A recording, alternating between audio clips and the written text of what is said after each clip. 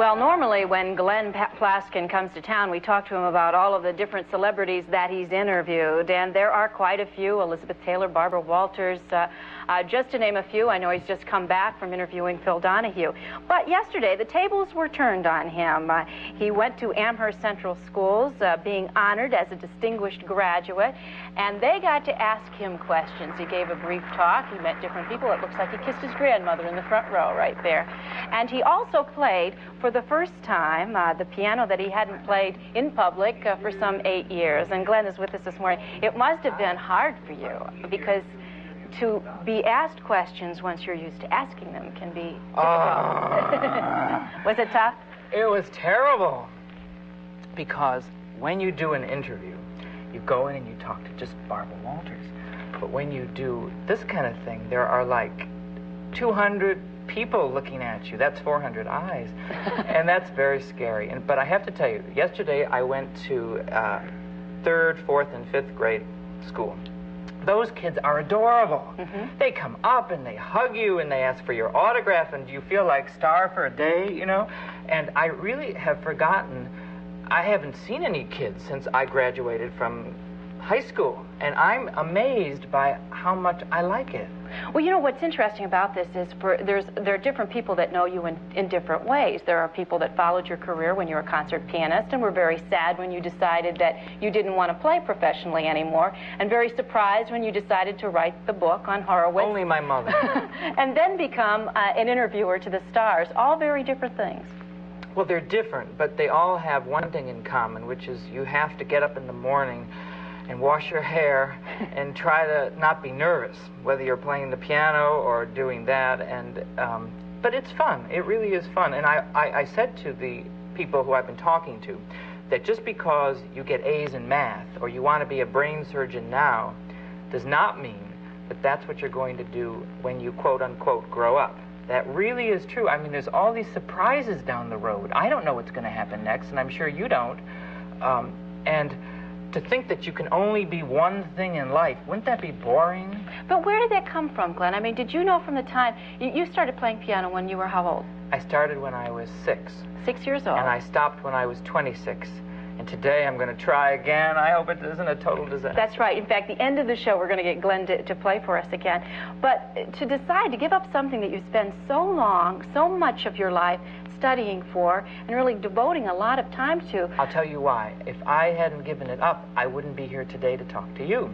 I would be sitting in a practice room from 9 in the morning until 4 in the afternoon by myself. Now, does that sound like any fun? Oh, it really isn't. I think I'm glad I had that background. And one thing that it's helped is that I don't get very nervous. There's nothing more nerve-wracking than going out on the stage and knowing you have to play the piano and you've got to get your fingers on the right keys. And not forget any of it. And not forget any of it, and knowing that there are people in the audience who know the piece and who will know if you don't do well. But how do those skills help you when you go to interview somebody like Phil Donahue, who you just interviewed? And well, he's a master interviewer. You know, he didn't really want to do an interview. It took 7 months to get him to do it. And when I went in, he never likes to talk about his wife, Marlo Thomas, who, as you know, is the liberated woman of the world. And he admits that in the 1950s and 60s, he was the typical male chauvinist. And so to be married to this woman is quite an experience. And he said that the phone rings more for her than for him.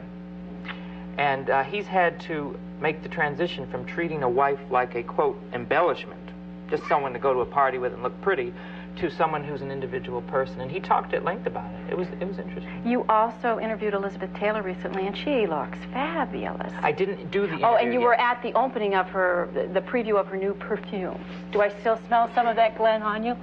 Yes, there's a bit of it there. She's not only an actress, but she's got her new perfume coming out. And I am doing the interview in a few weeks for Parade magazine. But are you happy? I mean, are you looking at a whole other career now? You've done all these different things. It seems to me you have so many different careers inside you. Well, I think everybody does, though. That's really my point. And I don't know exactly what I'm going to do, but I like talking to people. I think that's fun. I also think it's fun to sit home and know that you are going to write up something that people are going to read, and they're going to believe you. It's sort of, you don't want to mess that up, because the people who you interview are trusting you not to write something that is, I mean, I don't think you should write anything mean. I'm not saying you should do soft interviews, but there's no reason to be nasty. There's no excuse for being nasty in anything.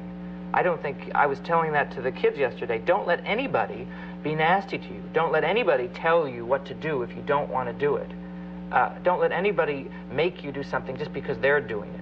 I think it's very easy to get trapped into being a conformist. In other words, you go to college, you get married, you have your kids, you have one career, and then you wonder why when you're in your 40s and 50s you're bored to death, or you're divorced, or you feel like you're going to have a mental collapse.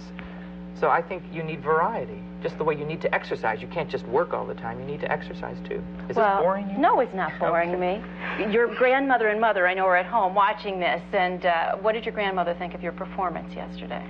Well... She's how old now? Are we allowed to tell her? No, we're not allowed. Oh, Grandma Essie would get mad. She's That's 60, right. but as you know, she's quite famous for making her cookies.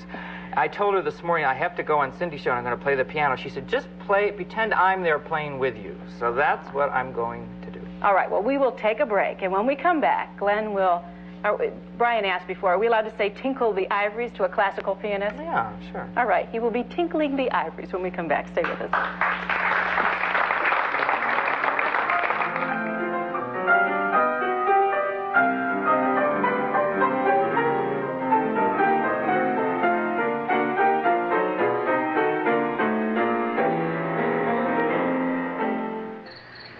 Uh-oh. The secret's out. Hi, I'm John Starr, and here at S&E we feature fine jewelry, excellent craftsmanship, and a professional sales staff. Tony, our diamond buyer, knows a diamond is a girl's best friend and a man's best investment. Choose with confidence from a variety of loose diamonds, diamond rings, gold chains, and watches, all designed by our own professional craftsmen. Buffalo's best-kept secret, S&E Wholesale, 442 Niagara Falls Boulevard. Case closed. How can Rick Azar tell you tonight what's going to happen in sports tomorrow? Rick, the Sabres just... Confirm that trade I predicted last night at 6. I know. Rick, I hear the Bisons are going to get a new pitcher. I know. Rick, I was thinking about Gio Perro And how he scored the Sabres' first game-winning goal? How did you know what I was... I just know. You don't need a crystal ball to know what's going to happen in sports tomorrow. Just watch Rick Azar on Eyewitness Sports tonight. The best in the business. Change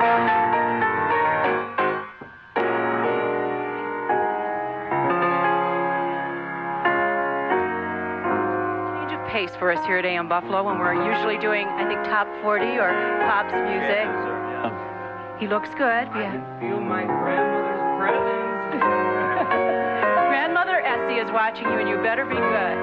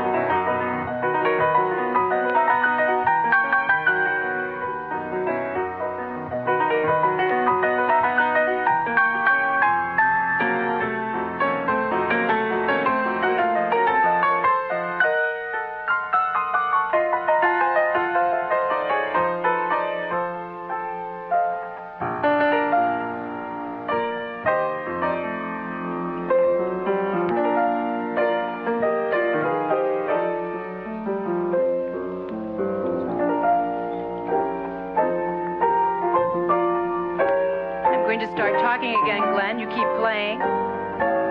As we finish here, we want to invite everybody to watch us on Mondays. That Steinway has never sounded better, I must it tell you. hasn't. Monday we'll be live from the Broadway Market, and we've got a home mortgage.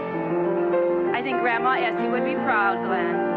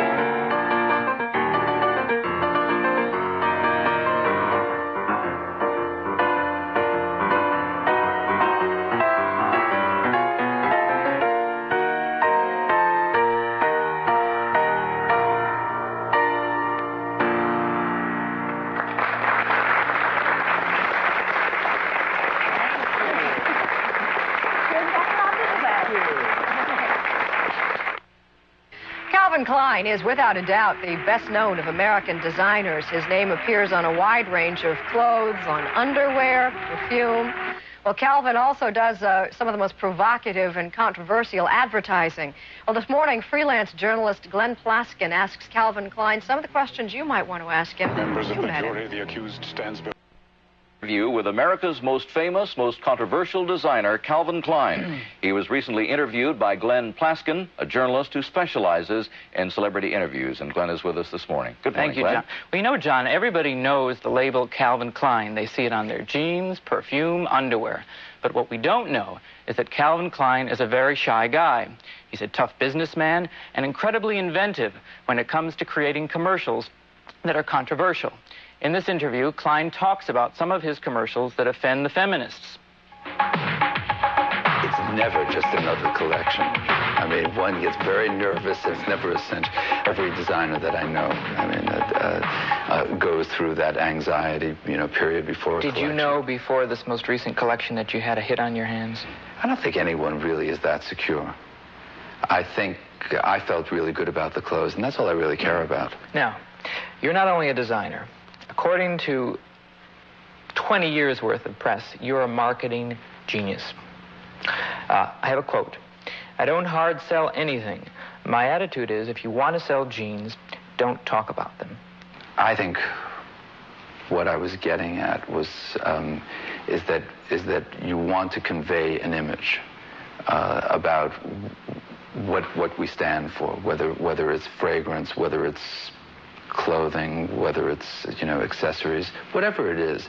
At the same time, what you want to do is create excitement. You want people to notice your ads, your print ads, or your commercials.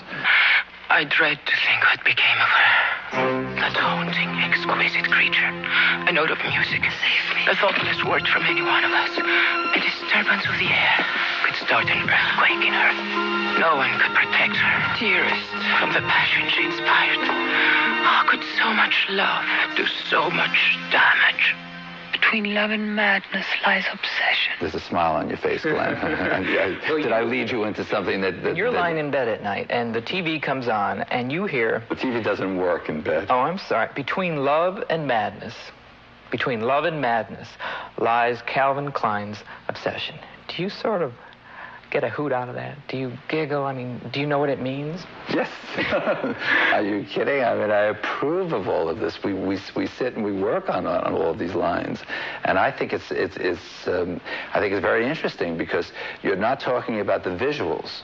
You're always talking about the words, and I think people remember the words in commercials. Members of the jury, the accused stands before you on trial for his sins. Forgive me. I loved you all. Liar, you only love your dreams. Dreams are where a man invents himself. Is that a sin? In your obsession ad for print, we see two naked women sort of wound around one another a little bit, and there seems to be a naked man sort of in the picture as well. Is it to shock?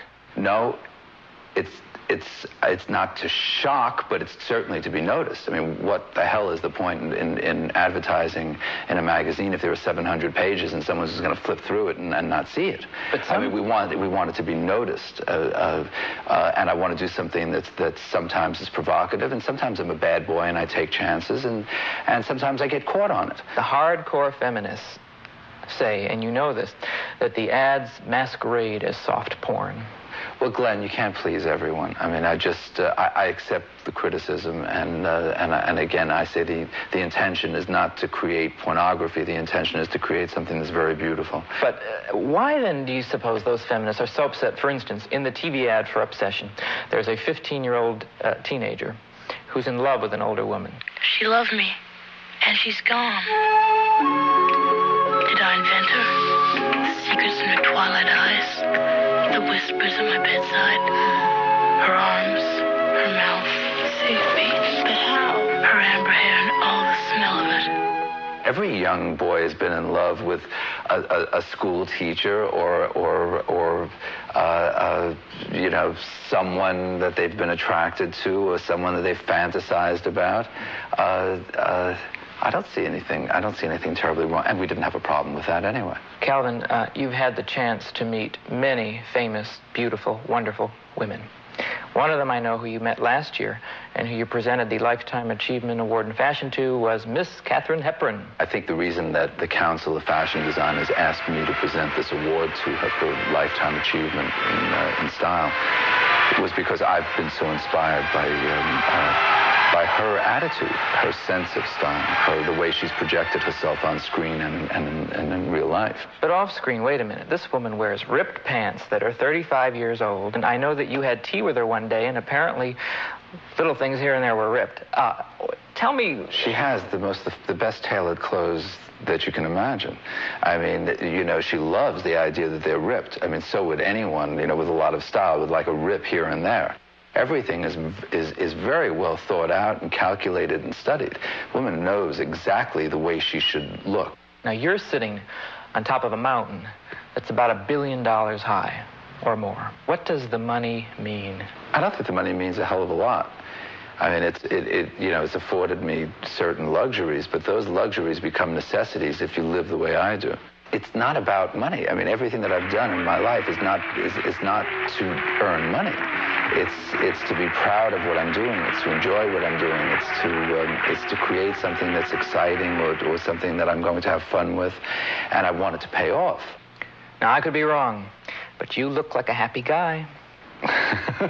You're not wrong. I'm a very happy guy. Is that a Calvin Klein tie you got on there? I'm not going to say. What about tomorrow? He does look happy, doesn't he? Yeah, he does. Tomorrow he tells some incredible stories about his early years when he wasn't happy and when he was earning $55 a week instead of $1 billion a year. And he also talks about his new wife, Kelly Klein. Okay, tomorrow. Thanks, Glenn. Glenn Plaskin is back with us this morning with more of his exclusive interview with American designer Calvin Klein. Morning again, and welcome back, Glenn. Hi, John. Nice tie. Thank you. Nice. Today we're going to talk about Calvin Klein before he was a big success. In fact, when he was 25, he considered quitting fashion and going into the supermarket business. He'll tell us why he didn't. And on a more personal note, he talks publicly for the first time and very touchingly about his new wife, Kelly, whom he married last September in Rome. But in the next week, we'll be planning. But it's all of this. I mean, look at New York. That's the view from the rooftop of Calvin Klein's $3 million penthouse can't be beat, and one can begin to understand the kind of success he's enjoyed. That's Tavern on the Green over there. You can parachute into that, right? Although happily married and rich now, in his early years, he was broke and unhappy. When I came out of school, I was, and I say this modestly, I mean, I was the best in my class, and I got the worst job. How much a week? I think it was about $55 a week. And I asked the man who I was working for a raise. And I told him I wanted a $25 raise. And he said to me, no. And I said, well, I quit. What about those lilac suits that you made that had fox collars and fox down the lapels? I worked for a man. That was my second job after school, who used to make clothes for hookers. And I designed suits and coats for hookers. And one day, I'll never forget, for the first time I had seen someone come up and wear one of these suits that we made. And she had a yellow handbag, yellow shoes, and a yellow hat to match. And then I quit that job. At one point, not long after that, you were almost going to quit everything. You were going to go into the supermarket business. My partner, Barry Schwartz, and my closest friend, offered me, an arrangement, a partnership in his family business. I was, as everyone is at one time or another in their lives, I was at a very frustrated point. And I just didn't know where I was going, and it wasn't happening the way I had hoped.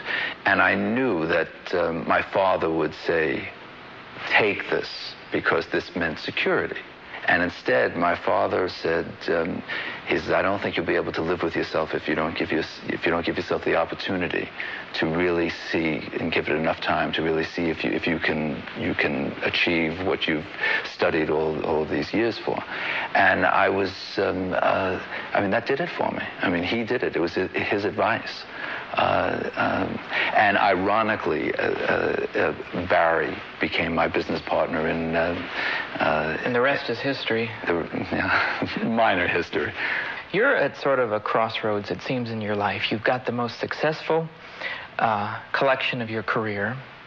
Your image has never been rosier. And if you look on this month's issue of Vanity Fair magazine, there is a very beautiful woman on your arm. Do you have a question?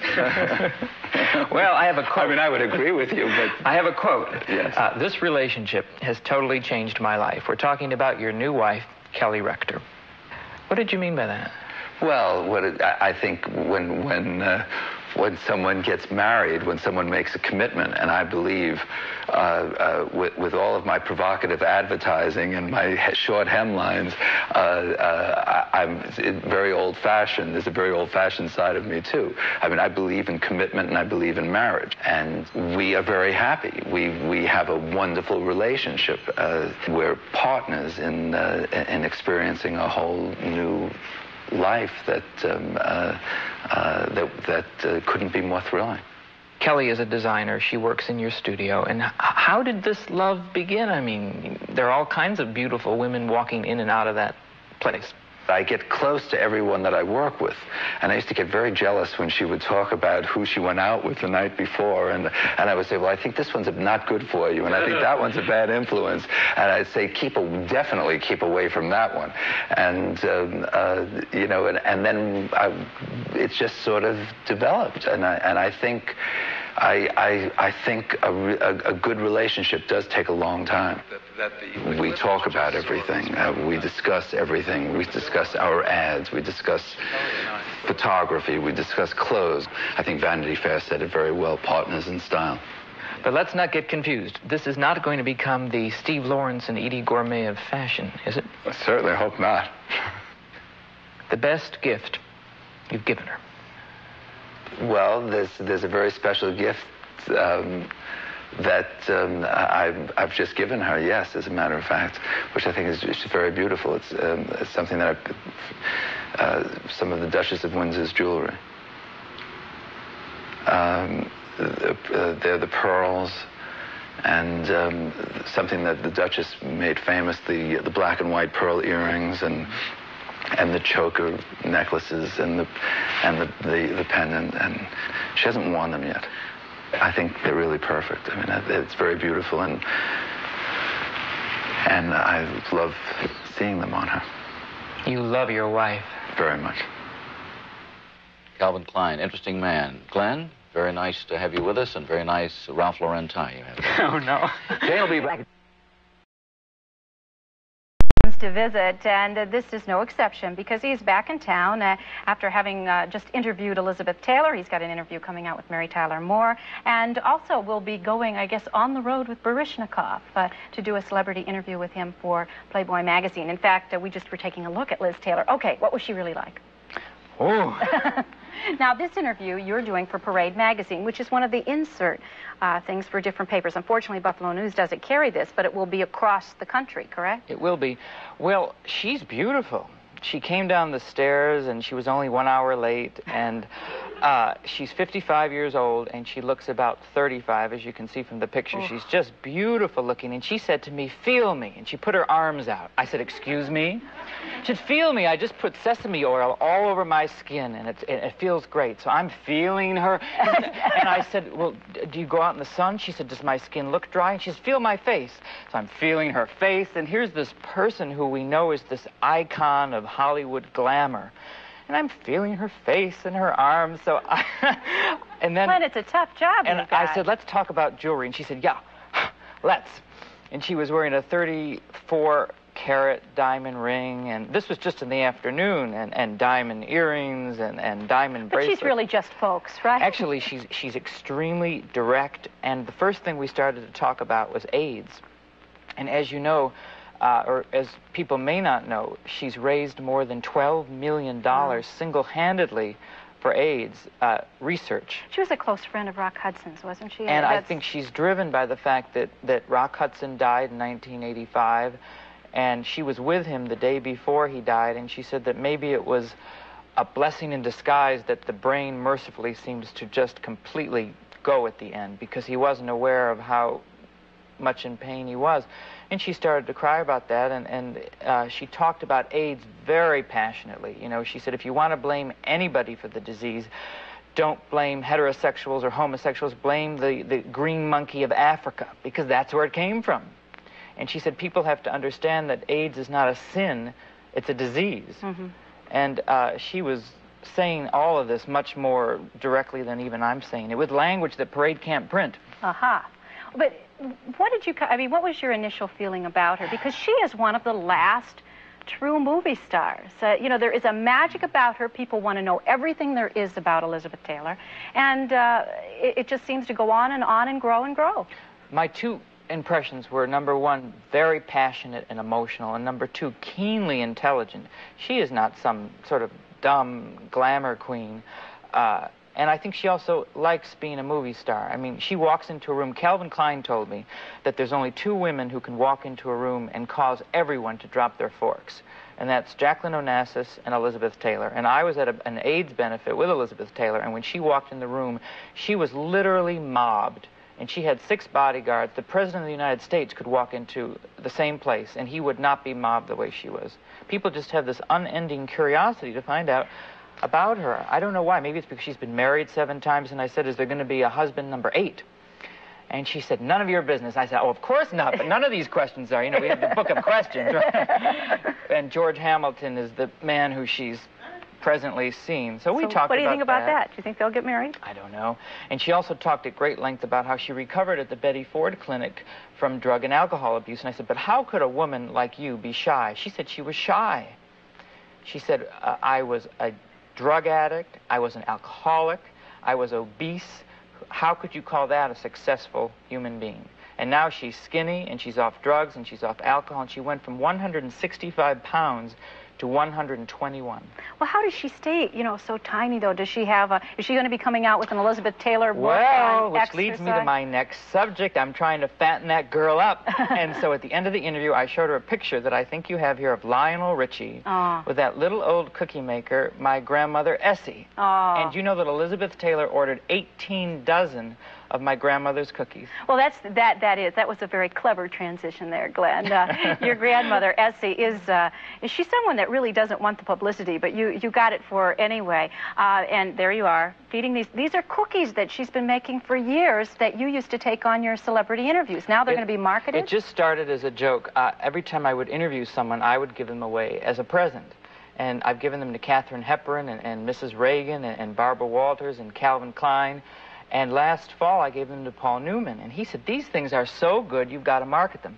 Well, they're coming out nationwide at Bloomingdale's in the fall. But everybody in Buffalo can have them tomorrow, because at Premier, which is on Delaware Avenue. Delaware near Sheridan. From 12 to 1, my grandmother is going to be signing cookie boxes, and we're going to be giving cookies away.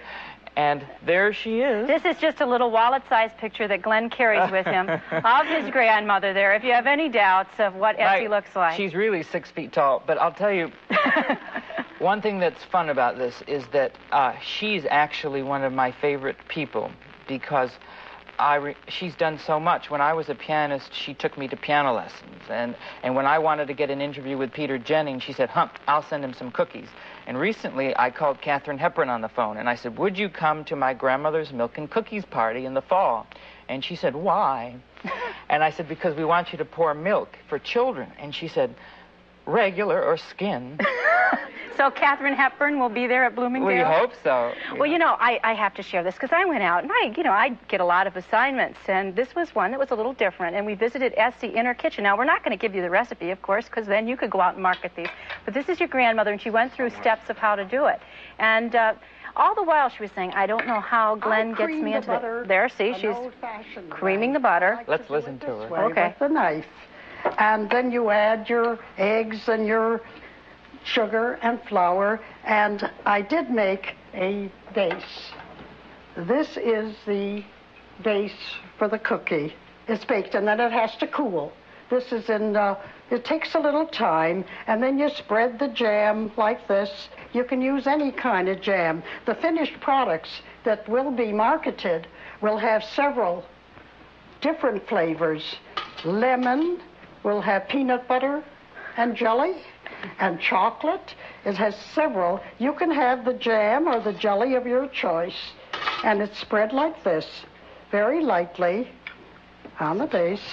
So professional. And then the eggs are beaten, and the nuts are mixed. What do you think, Glenn? Professional?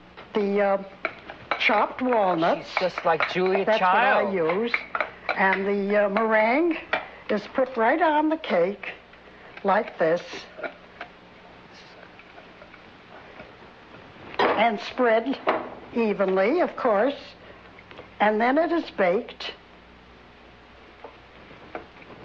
Certain time it is baked, and then I'll show you the finished product, and then after that cools, it is cut into squares there like you go. that.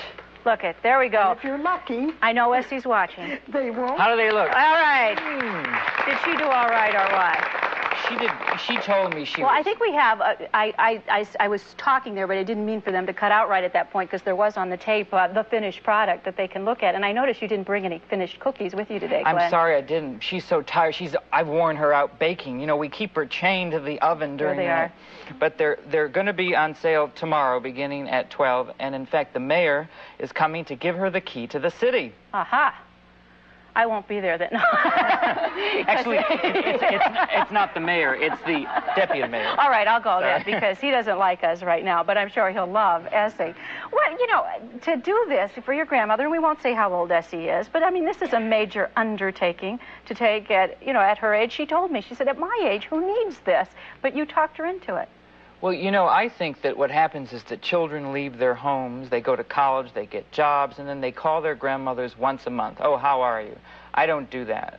I think it's fun if a family can go into business, and Phil Donahue, in fact, said, wouldn't it be fun if we did a show about entrepreneurs over the age of 80 who go into business with other members of the family? And I think that this is just something that we're doing together that is fun to do as a group.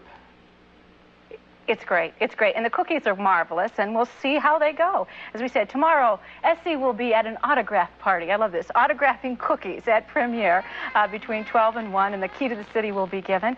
And it should be a lot of fun. Thank you very much. Thank you, Glenn. You'll become the cookie king. And she's the cookie queen. The cookie queen. I love it. We'll be back. Stay with us.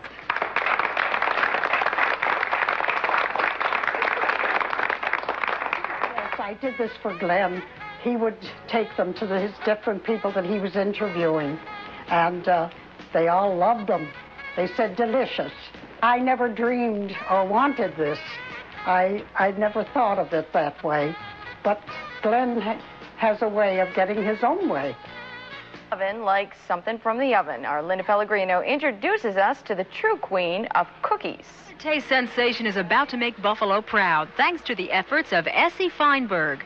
The whites are beaten, and the nuts are added, and then it's sort of a meringue that's spread evenly. And then it's baked, but it takes time. That's why they're called crummy squares, because when they're shipped, they actually crumb up and crackle. This feisty senior from Delaware Avenue can thank her grandson, Glenn Plaskin, for the notoriety. I made them many years ago, and Glenn always loved them. And he always said, someday, maybe I'll do something with them. Essie's crummy dessert squares have already turned on the taste buds of such luminaries as Lionel Richie and Katharine Hepburn. Katharine Hepburn called me one day, and she said, I want some more of those cookies. And I called my grandmother on the phone, and she said, tell Katharine my kitchen is closed for the summer. You remember that? Yes. Why did you say that? Because it was. And outside of Premier Food and Essie's own kitchen, the only other place you'll find these dessert delights will be at Bloomingdale's in the Big Apple. For me, it's never the end. I've always tried to keep up with the younger generation. Having 3 lovely grandchildren, you do that. In a nutshell, Essie's cookies are made of shortbread, powdered sugar, mixed fruits, and, a little bit of heaven. In Buffalo, Linda Pellegrino, Channel 7 Eyewitness News, live at 5. Oh, Linda, they look great. Did she give you the recipes? Yes, and she gave me about a dozen. Dozen cookies? Yeah. Did you try them? Didn't get a chance, but... Either did I. Oh, you didn't? Someone must have ate them. Michael, what are some of those door prizes? Today, Ordinary Collection now at S&E Jewelers, 442 Niagara Falls Boulevard.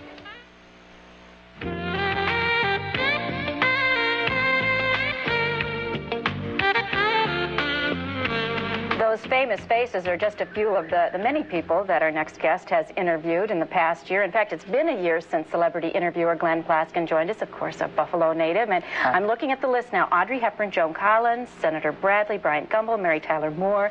And then coming up tomorrow, in fact, you're going to be interviewing Peter Jennings. All of a sudden, all of these interviews really seem to be taking off. What is it? Are we just, does the public have an insatiable appetite for celebrities?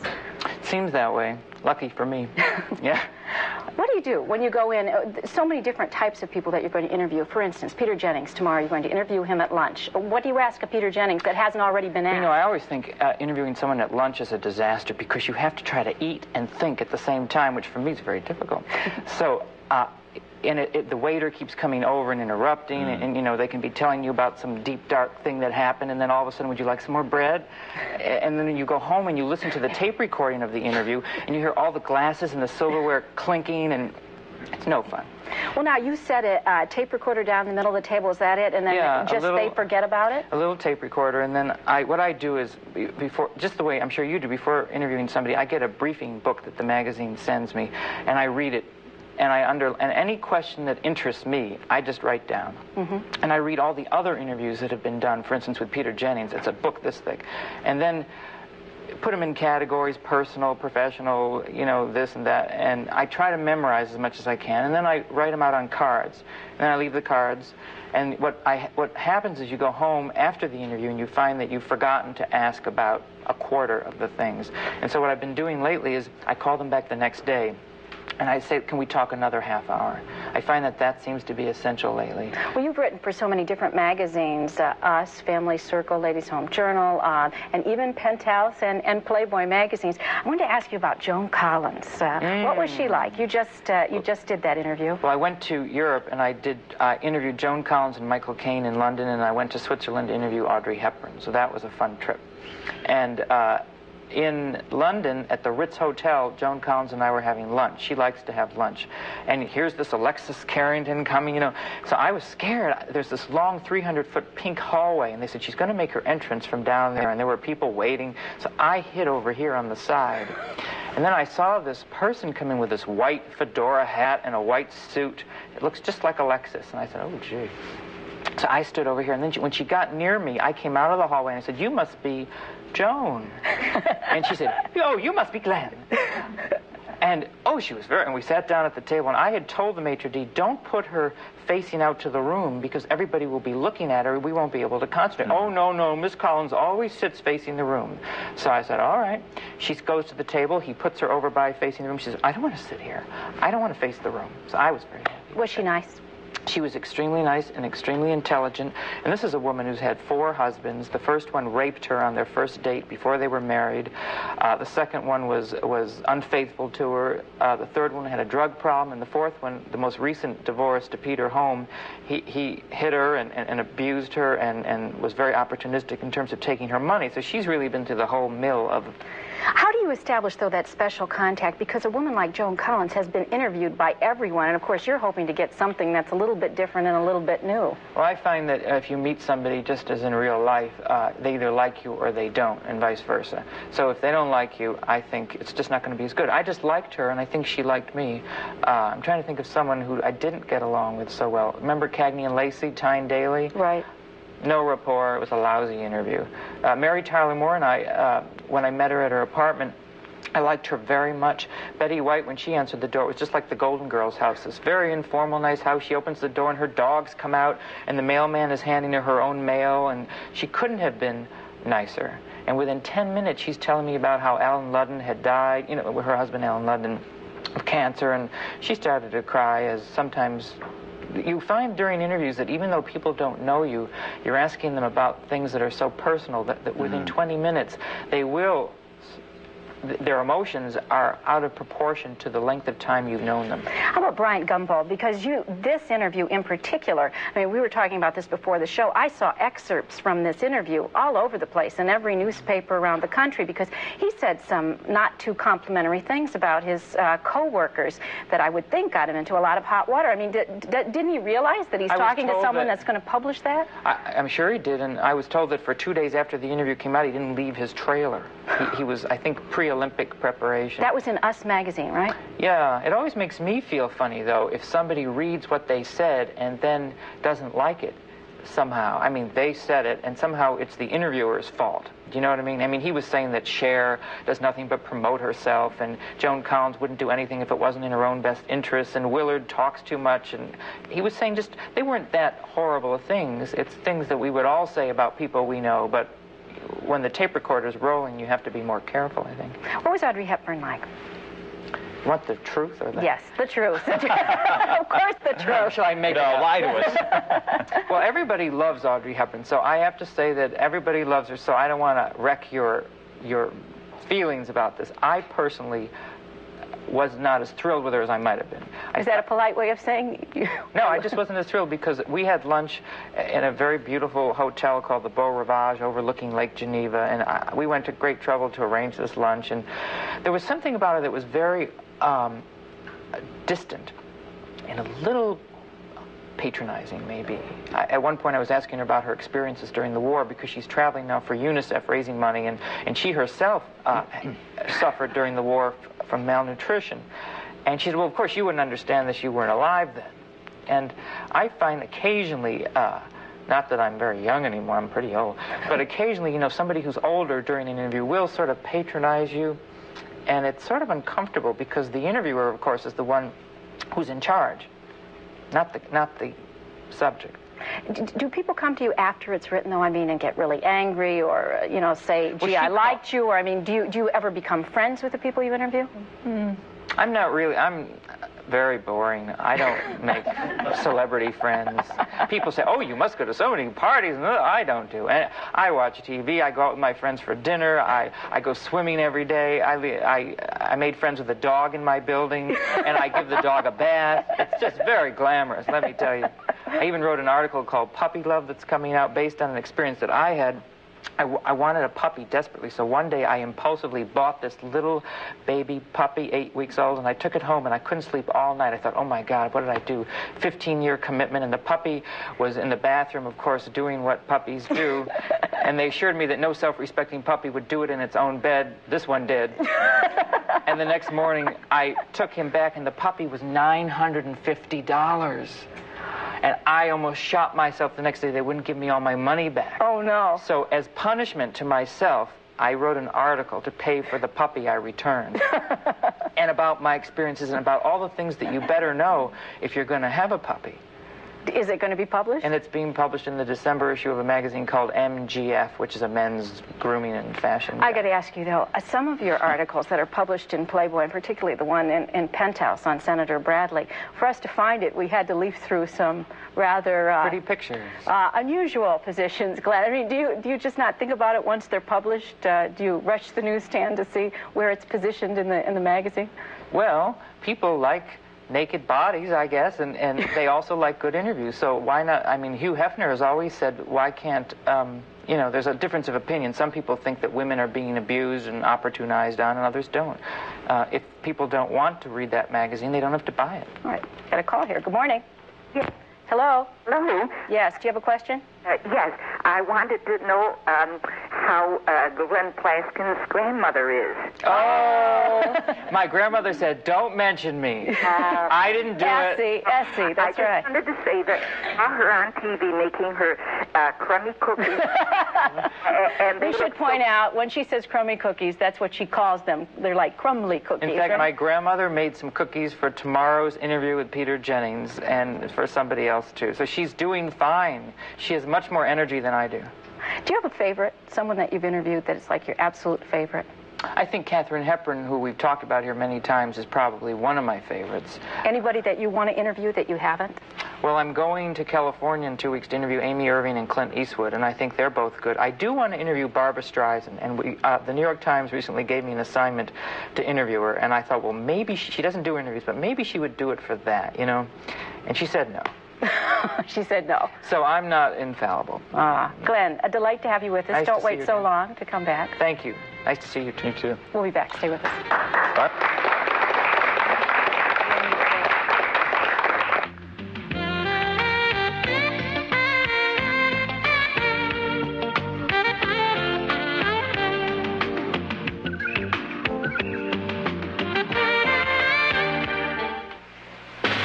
Hurry in to Gold